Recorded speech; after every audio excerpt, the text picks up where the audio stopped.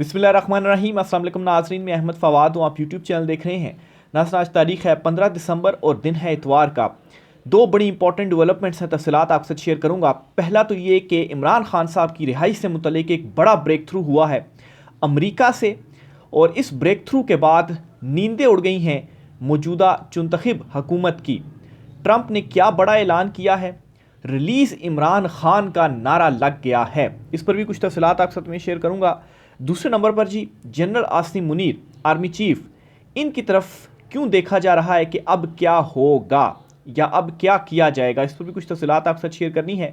और आखिर में 26 नवंबर वाला जो मामला है, ये हड्डी की तरह इनके गले में फंस गया है। ना ये निगला जा रहा है और ना ही ये उगला जा रहा है।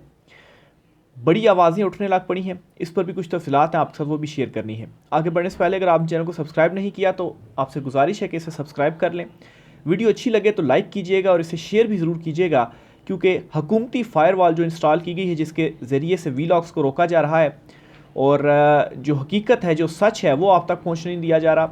ऑलरेडी इलेक्ट्रॉनिक मीडिया के ऊपर जो सेंसरशिप है, इसके थ्रू हमारी खबरों को वैसे ही रोक दिया जाता है। लेकिन ये एक प्लेटफॉर्म है जिसमें अपनी सी कोशिश की जा रही है इमरान खान से मुतल्लिक जो ग्राउंड रियलिटीज़ हैं वो आप तक पहुँचाई जाएँ।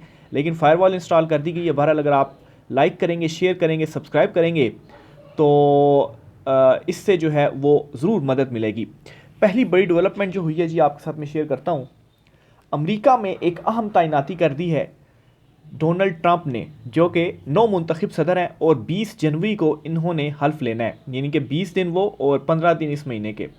तो आप कर लें जी कि 35-36 दिन बाद ट्रंप की जानिब से जो हल्फ है वो लिया जाना है। कुछ रोज़ कबल भी ट्रंप ने बड़ी इंपॉर्टेंट जो तैनातियाँ थीं वो की। अब एक और तैनाती ट्रंप की जानिब से की गई है, और ट्रंप ने जी रिचर्ड एलन इनको तैनात किया है। रिचर्ड एलन ग्रेनेल, इनको as presidential envoy for special mission के लिए इनको हुकूमत का जो मुशीर है जी वो तैनात किया गया है। अब ये जो रिचर्ड एलन है, ये कौन है? इन्होंने हाल ही में ट्रंप के इलेक्शन जीतने के कुछ दिनों के बाद 2 ट्वीट्स की हैं। ये चीज़ आपने अपने जहन में रखनी है। ट्रंप के इलेक्शन जीतने के बाद, ट्रंप के इलेक्शन से पहले की बात नहीं है, ट्रंप के इलेक्शन जीतने के बाद ही 2 जो ट्वीट्स हैं वो रिचर्ड एलन की जानिब से की गई। एक तो जी इन्होंने अपनी ट्वीट के अंदर रिलीज़ इमरान खान, ये बात की। एक ट्वीट जो इन्होंने की, क्या? रिलीज़ इमरान खान। दूसरे नंबर पर इन्होंने ट्वीट की कि there Trump like leader is in prison on phony charges and the people have been inspired by US red wave. ये इनकी जानिब से ट्वीट किया गया, और इसमें भी ये कहा गया जी कि जो पाकिस्तान का ट्रंप माइंडेड या ट्रंप की तरह का लीडर है, उसे जाली मुकदमों में कहाँ पे रखा गया है? जेलों में रखा गया है।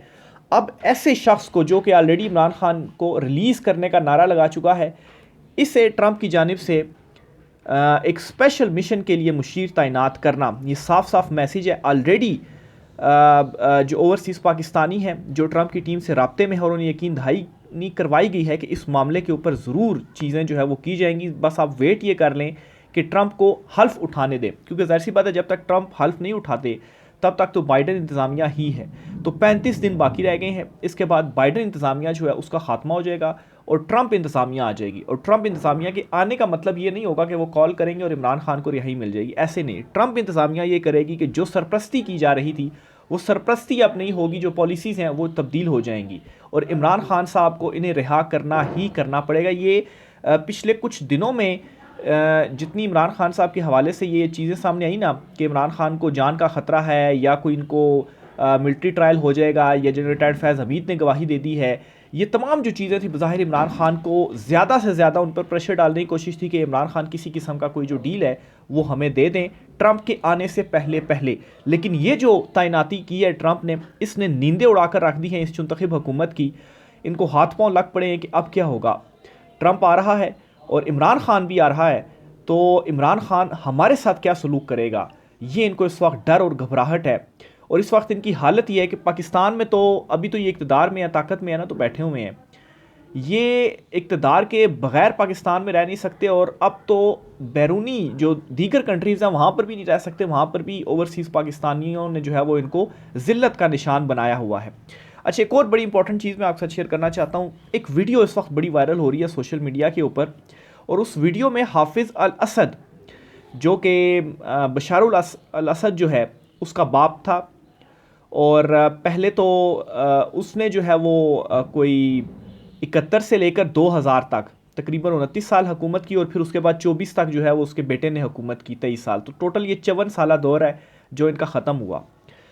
तो इसकी मौत के 24 साल के बाद, इसकी चूँकि कब्र तो वहीं पर है ना, उसकी कब्र को जो है वो आग लगाई गई है, उसकी कब्र को आग लगाई गई है। और ये जो वहाँ के, ज़ाहिर सी बात है शाम के लोग हैं, उनकी जानिब से ये किया गया है। इनकी इतनी नफ़रत थी। और ये जो समझते हैं ना, इसको थोड़ा सा आप पाकिस्तान में भी ज़रा सूरत हाल के साथ कंपेयर करना चाहूँगा कि ये जो जालिम है ना, जिनके पास इस वक्त ताकत है, इख्तियार है, जो कत्ल भी कर देते हैं और जो है वो उसको छुपा भी लेते हैं, लाशें भी छुपाते हैं और कहते हैं जाओ जो मर्ज़ी करना है कर लो। मैं कुछ चीज़ें आगे इस हवाले से आपसे शेयर करनी है, लेकिन पहले मैं ये थोड़ा सा एक तमहीद सी आपके सामने रखना चाहता हूँ। तो ये वीडियो से वो इबरत पकड़ें कि ये ज़िंदगी भी आर्जी है, और ये जो ज़िंदगी है ये भी फ़ानी है, इसने ख़त्म ही होना है। ये ताकत इख्तियार हमेशा के लिए नहीं है। और इसका हाफिज़ अल असद जो है, इसका आप हाल देख लें क्या हुआ है। ये 24 साल पहले मर गया था, ठीक है। अगला जहाँ इसका क्या है वो तो एक अलहदा वो है, लेकिन दुनिया में 24 साल के मरने के बाद इसकी जो कब्र है उसको जलाया गया है। तो ये इबरत है जो इनको पकड़नी चाहिए। और ये इक़्तिदार जो अभी इनके पास है ना, इख्तियार, ये आर्जी है, ये ज़िंदगी ही आर्जी है। सब कुछ फ़ानी है, सब ने मर जाना है। लेकिन ये जो अवाम है ना, ये आपको नहीं छोड़ेगी। इवन कि अगर आप मर भी जाए ना, अगर अभी आपके पास इख्तियार है, तो मरने के बाद भी अवाम आपका पीछा नहीं छोड़ेगी। और दूसरी तरफ इमरान खान है, जिसने ख़ुद को तारीख़ में अमर कर लिया है।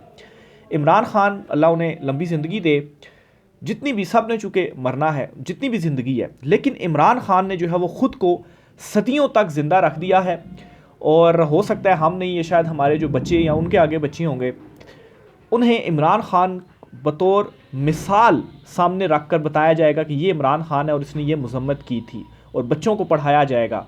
इमरान खान जो है उसका कद इतना इस वक्त बड़ा हो चुका है। दूसरी तरफ जी 26 नवंबर का जो मामला है, कोशिश तो पूरी की जा रही है कि इस मामले को छुपा दिया जाए। पहले छुपाने की कोशिश की, लेकिन इंटरनेशनल मीडिया ने रिपोर्ट करना शुरू कर दी चीज़ें। रवायती मीडिया, पाकिस्तान का जो मीडिया, ऐसे तो खामोश कर दिया गया, लेकिन सोशल मीडिया में आवाज़ उठी तो छुपाई चीज़ें छुपी नहीं। अभी भी बहुत कुछ छुपाया जा रहा है और ध्यान हटाया जा रहा है जी कि ये जो मामला है इसको छोड़ दिया जाए। लेकिन जान नहीं छूट रही 26 नवंबर के मामले से।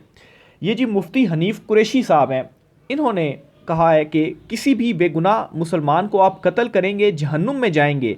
ख्वारिज किसी बेगुनाह को गोलियां मारे तो वो जहन्नुम के कुत्ते हैं, और कोई दूसरा उठकर बेगुनाह को गोली मारे वो जहन्नुम का कुत्ता क्यों नहीं। ये मुफ्ती हनीफ कुरैशी ने कहा है, और ये डी चौक वाले मामले की तरफ इन्होंने कहा है।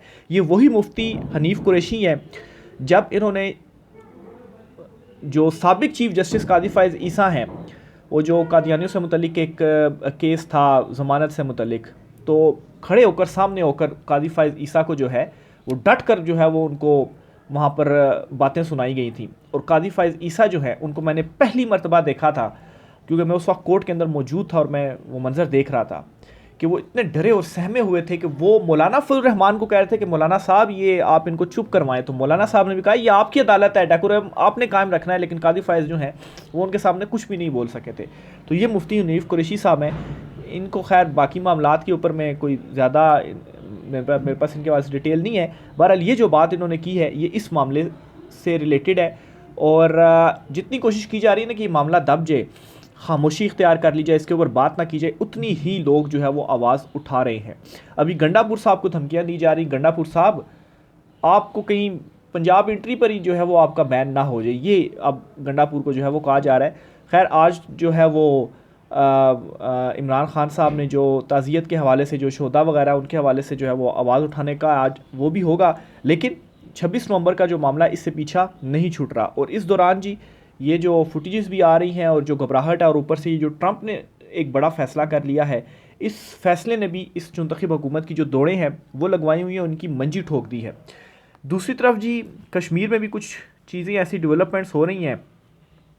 उस पर आने से पहले जी मैं आता हूँ, ये समीना पाशा साहिबा हैं, ये सीनियर जर्नलिस्ट हैं, कहती हैं कि ये इंटरनेशनल प्रेशर की वजह से घबराए हुए हैं, ये गोली चली है, ये ख़ुद इनके हलक में फंसी हुई है। नाहक खून करके हज़म करना आसान नहीं, और ये इनकी आखिरी गलती साबित होगी। ये समीना पाशा जो हैं ये कह रही हैं इस चुंतखब हुकूमत को। इसी तरह से जी अनीक नाजी हैं जी, ये भी जर्नलिस्ट हैं, ये कहते हैं कि नून लीग का वो हशर होने वाला है जो मुशर्रफ के बाद काफ लीग का हुआ था। अगर आज इलेक्शन हो जाए तो नून लीग का टिकट लेने वाला कोई नहीं होगा, और अगर कोई टिकट लेकर गया भी तो इसके वोट तो छोड़िए, इसकी सलामती का ख्याल रखना पड़ेगा। तो ये इस वक्त नून लीग की हालत होगी। बल्कि इसमें एक एडिशन कर ले, मैं तो ये कहता हूँ कि नून लीग की ये हालत हो गई है कि ये अकेले भी अगर इलेक्शन लड़े ना और कोई भी इनके मुकाबले में ना हो, तो तब भी लोग इनको वोट देने के लिए तैयार नहीं है, लोग इनको वोट नहीं करेंगे। इस वक्त इतनी नफरतें जो हैं वो इन्होंने इकट्ठी कर ली हुई हैं। कश्मीर के हवाले से भी एक दो चीज़ें आपसे शेयर करता चलूँ। देखें, कुछ दिनों से जो आज़ाद कश्मीर है, एक तो आज़ाद कश्मीर में वो जो सदारती ऑर्डिनेंस वाला मामला था, उस मामले पर कश्मीर निकला, कश्मीरी जो लोग हैं वो निकले, वो एहतजाज और चीज़ें हो रही थी। लेकिन इसके साथ ही जी एक और बड़ी कुछ डिस्टर्बिंग जो चीज़ें थी वो सामने आई कि आज़ाद कश्मीर में जो भारतीय फ़ौज है वो आज़ाद कश्मीर के अंदर आ गई, इनके जो एरिया पाकिस्तान के पास है। वहाँ के लोगों ने जो है ये बात कही और कहा जी कि आपने फिर कोई फायरिंग शायरिंग की और उनको वहाँ से भगाया।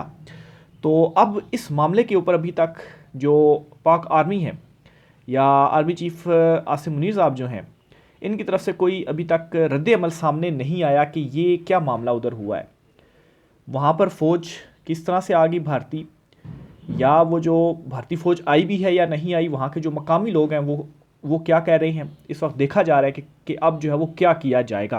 पर दूसरी तरफ से फ़िलहाल कोई खामोशी है, या हो सकता है कि अंदर खाने कुछ मामलात वगैरह चल रहे हों, अभी तक आवाम को कोई जो डिटेल है वो नहीं बताई गई।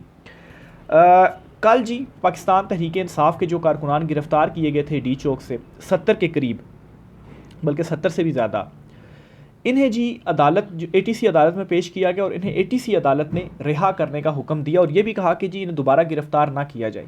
लेकिन पुलिस ने अदालती हुक्म को जूते की नोक पर रखा और इन्हें दोबारा गिरफ़्तार किया। बहुत सारे लोगों को गिरफ़्तार किया गया, तो बहुत सारे जो लोग थे वो फिर अदालत के अंदर ही रहे कि उन्हें गिरफ़्तार ना किया जाए, और दोबारा से अदालत में जो है रुजू किया गया, तो अदालत ने फिर से ये हुक्म दिया जी कि इनको गिरफ़्तार ना किया जाए। लेकिन उसके बावजूद ये मोहसिन नकवी की पुलिस है कि उन्होंने दोबारा से उन सारों को गिरफ़्तार किया।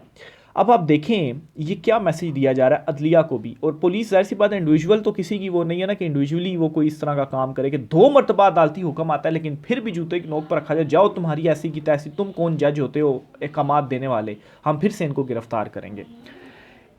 इंसदाद दहशतगर्दी अदालत इस्लामाबाद के जज अबू अल हसनात मोहम्मद जुल्करनैन ने 70 से ज़ायद PTA कारकुनान को जाली मुकदमात से डिस्चार्ज किया।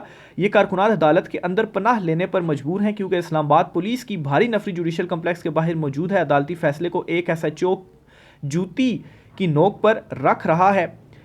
कैसी बेतौकीरी है अदालती निज़ाम की, और इस बेतौकीरी की इब्तिदा माजी के स्याह रू काजी फ़ाइज़ ईसा ने शुरू किया था। इसे ओज सरिया इख्तियार जस्टिस याहिया अफरीदी के दौर में मिला।